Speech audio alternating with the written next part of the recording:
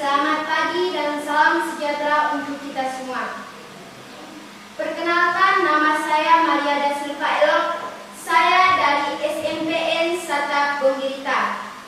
Saya di sini akan membawakan sebuah cerita yang berjudul Asal Mula Nama Tanjung Bendera di Wailengga, Manggarai Timur.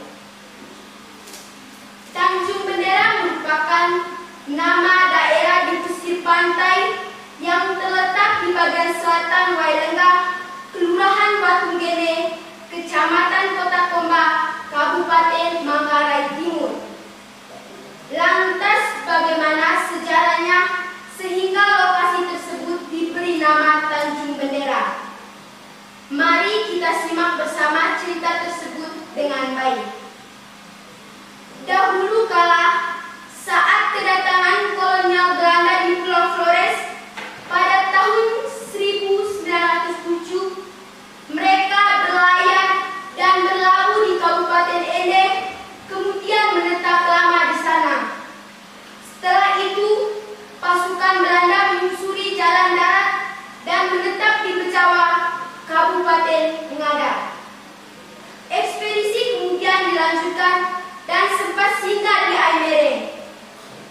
Saat kolonial Belanda berada di Aimere, penjaga wilayah Wailengga atau Manggarai Timur mengutus anggotanya 2 orang untuk melapor ke rumah gedang suku Suka yang terletak di Lawen, wilayah Kota Komba. Putusan tersebut kemudian melaporkan kehadiran pendatang baru atau kolonial Belanda yang tentu dalam waktu dekat akan menginjak kaki di tanah Congkasai. Mendengar laporan dari putusan penjaga wilayah Wailengga, Kuwong yang saat itu menjadi ketua adat suku Suka memanggil 12 putusan kepala suku, yakni Motu, Motu Kosong, Rombo, Suli, Sage, Sumba, Dolu, Anda, Walat, Ngarak, Beru, turut hadir putusan suku Seso. Pemanggilan 12 suku tersebut untuk bermusyawarah terkait kesiapan menghadapi kolonial Belanda yang dikabarkan akan masuk ke wilayah Wailengga. Panglima suku Suka saat itu bernama Zapi Kaki, keturunan Rato Anengkao. Tidak berkutik ketika hampir sebagian anggota suku berpendapat untuk menerima kedatangan Belanda. Hanya salah satu tokoh dari putusan suku Sage yang protes dan bersikukuh untuk menghadapi Belanda dengan cara berperang. Namun, karena ragu dengan jumlah pasukan dan senjataan lengkap yang dimiliki Belanda, mereka pun bersepakat untuk menerima kedatangan Belanda. Maka pergilah utusan suku Suka, yaitu Zapi Kaki, sebagai juru bicara dan 2 orang pesuruh untuk menjemput Belanda di Aimere. Waktu itu, tahun 1908, wilayah seputaran Waimokel dijaga oleh suku Seso di bawah pimpinan Gondal. Bangsa Belanda menyeberangi kali di Waimokel dan masuk ke wilayah Congkasai. Konon sebagai tanda buat tangan, bangsa Belanda memberikan 2 bendera berwarna putih kepada Zapi Kaki. Salah satunya, bendera tersebut oleh suku Motu dipasang di pinggir pantai Mausui.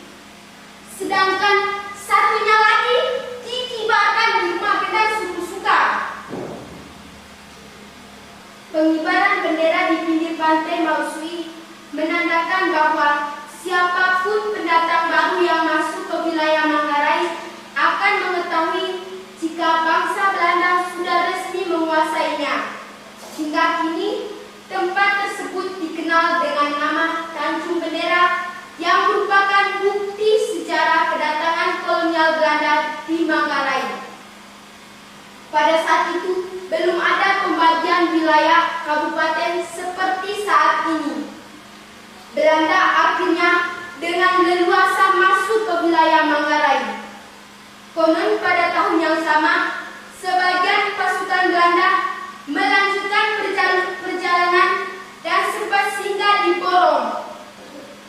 Kedatangan Belanda di Porong tidak menimbulkan perlawanan yang berarti, hingga akhirnya mereka pun melanjutkan dan menuju pantai selatan Laut Sabu dan menuju Todo yang merupakan salah satu pusat kerajaan yang terletak di pesisir selatan Manggarai. Sekian penyampaian cerita saya. Atas perhatiannya saya ucapkan limpah terima kasih.